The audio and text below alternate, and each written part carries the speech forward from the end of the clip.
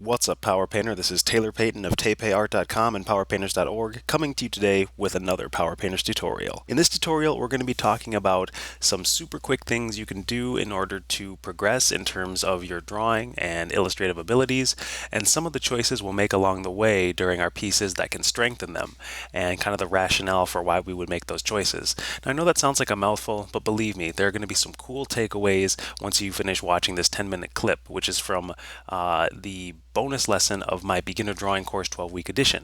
And I'm gonna swear. I'm not gonna swear. I've had a lot of good reviews. I got a little excited there for a second. A lot of really passionate people emailing me their assignments and just saying they love the course and it's teaching them to be more perceptive and helping them more than any course they've ever taken before, which is like a crazy compliment to me because I've been putting a lot of love and energy into it, and it like almost teared up for a minute there. Anyway, so we're going to talk about the stuff in the demo. If you want to acquire the course, it's on Gumroad and CubeBrush, both of which are in the description box, yada yada, shameless plug. Let's talk about illustration. And so now we find ourselves in the strange land that is Photoshop. In this illustration, I just had the idea, literally the vaguest idea, called Cutie and the Boxer, which is actually a pretty interesting documentary. It's about a older Japanese man who married one of his younger art students and how he puts on boxing gloves full of paint and punches canvases. It's pretty interesting, but anyway, I just wanted to create an illustration that was inspired by that name, and so I wanted a cute girl and like a cybernetic boxer. And so I initially just started sketching in two heads because that's sort of a good way to start, simply because we can connect with something right away on the canvas. As human beings, we always want to connect to features and faces, unless you want to draw animals or some sort of beautiful like cinematic landscape. Then if you're figure based, then portraits are always a pretty good route to go. I was just trying to figure out where I was going to place them in terms of their relationship to one another, and trying to work with the rule of thirds like you saw me mention in previous like bits and excerpts I've taken from the beginner drawing course and put on this YouTube channel. I think it's 4 keys to improve your compositions is the video where I talk a little more about rule of thirds. Anyway, I was making sure to line her eye up with the rule of thirds, and I was just sort of figuring out their relationship. Now, I didn't draw all of them because I initially thought I was going to be doing a vignette, which is basically a partial illustration where you don't draw everything, you only draw what's necessary. For example, you might have a two heads and two arms floating in space, and the rest would be some other sort of graphic compositional element. But what I ended up doing was changing this illustration quite a bit as I progressed. In real time, it took me about 2 hours and 18 minutes, and I had actually recorded this prior to the full like week 12 of the beginner drawing course. So I didn't have the opportunity to um, configure what I was going to do. I just wanted to jump right in and start something, which means that there's going to be a lot of changes along the way. You can save a lot of time simply by planning your images, but if you don't plan them, then usually it's going to mean that you're going to be spending a lot of time in the beginning stages of the drawing aspect. But once I was fairly happy with the drawing, then it's time to move on to sort of a shading type modality, and it's time to start laying in some tone and some value. So tone and value is basically just what I'm using to separate the elements and to create interesting shapes and marks. It's also just adding layers of finish. So like I said, they were initially two floating heads, which didn't really work for me, and I spent some time trying to figure out later in the illustration what I was going to do about that.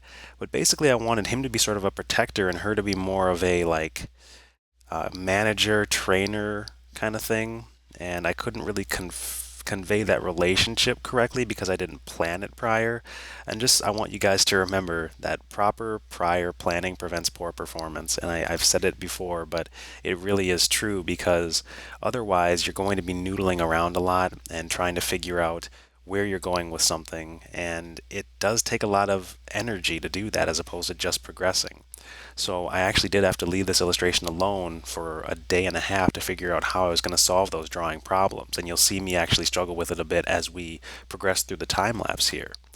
Once I had some of the values laid in on the cutie, the girl, I wanted to start finishing, adding some finish to the boxer, and he gets the same treatment as she did basically. I'm just making marks up and down the surface, amplifying the really like light areas of the sketch by adding in darker marks. I started with a mid-tone, filled them in with a mid-tone so they were easier to work on, so they weren't just lines, they had a basis. Like it's like working in a tone sketchbook. It's just a good thing to do if you're trying to have a little bit of shading, because then you can push and pull the lights as opposed to trying to push everything back into darkness. You want to start with sort of a mid-tone.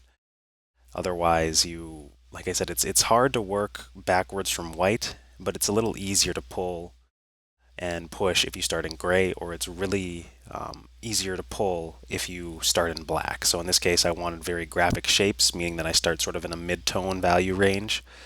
Once I had laid in some of the darker shapes and separated some of the lighter ones, the boxer was looking more relatable, more interesting. I kind of hop back to Cutie and start solving problems on her again. In the full lesson for this demonstration, actually, it is about 47 minutes long as opposed to 10. So that is included in the beginner drawing course 12-week edition, or in the 4 separate weeks I made as an add-on, which you can also find in the description box. But essentially what I'm doing here is I'm trying to figure out how to place their bodies, even though I hadn't done that yet. You do see me messing with other compositional elements, like I tried to put in some octagons and some Roman numerals, and it turns out the Roman numerals end up working, whereas the octagons started to make it feel a bit more like a tunnel, or some sort of, like, I was thinking like the octagon, like from MMA fighting, but it didn't really read like that. And I'm trying a bunch of different things to get it to feel like that octagon can fit. I'm moving the Roman numerals around. Eventually, I actually make a big X, and I'm like, that looks kind of like a gross flag. I don't really like it. So a lot of this is just trial and error at this point. And I'm not afraid to admit that at points I really am just laying down different visual aspects and trying to gain ideas off of what I'm establishing and just going backwards, because digital allows you to make those choices. However, after a certain point, once I wasn't satisfied with any of my choices, I decide I have to merge my figures down. Like they're on a ton of layers right now, and I kind of burn the rope. If you think that you're just waffling too much, which can happen when you're working digitally, because we can keep on changing it and changing it and changing it until it's, never finished. So I decide that I'm going to commit and just merge down all those layers in each folder and render them out that way. So I did add in her body, but there are still some proportion issues. I'm constantly sizing down the head and just dealing with the headaches I created for myself by not planning this prior. Sometimes it is good to hop in, and if you have the energy to deal with the mistakes, you can have a decent illustration at the end of it.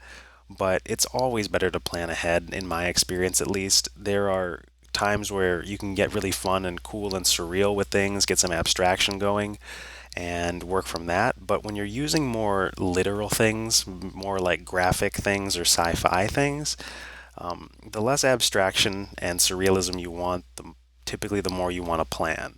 Because there are so many elements in a drawing and a composition that trying to keep track of all of them on the fly and their relationship is like trying to solve a bunch of different math problems at once, and like hopping from problem to problem without ever fully solving one and then moving on to the next.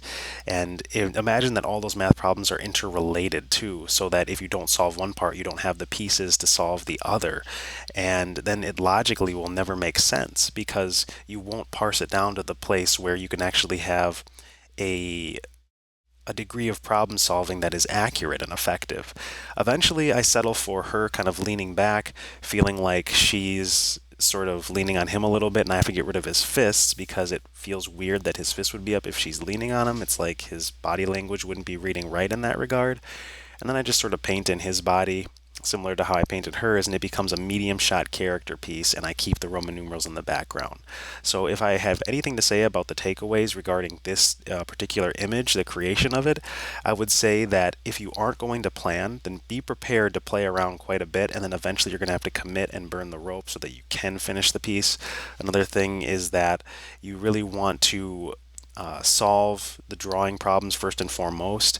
One of the reasons why I created the beginner drawing course is because most problems are drawing based, and you want to ensure that you are solving drawing issues from the get-go to have less of a headache and make drawing more fun, make the process of creation more fun. But that's pretty much it. Once I had them looking decent next to each other and it wasn't like two floating heads in space with sort of a vague vignette, I called this one done and it became the bonus lesson to week 12. Also the cover image for the extended course itself. So all in all, remember to plan, and let's talk about a couple other Power Painters related things at the end of the video. I think you'll really dig it and I have some more value for you. So first and foremost, I have been documenting my sort of livelihood. I don't know how to quite put it. I guess it's my freelance income report, I call it. And I got this idea from Pat Flynn at smartpassiveincome.com, where I'm actually taking all my revenue streams and all the things I do in order to make money as an artist or as a model and actor, because you guys know I do some of that too, and kind of compressing it into these monthly posts that I share the resources I'm using, like things I do to track my finance and take care of other elements that are related to art, but you need to build a system around in order to actually do the art you want. So if you're interested in becoming a freelancer or figuring out how to make working from home more viable, I think it's a really useful thing you can go and look at.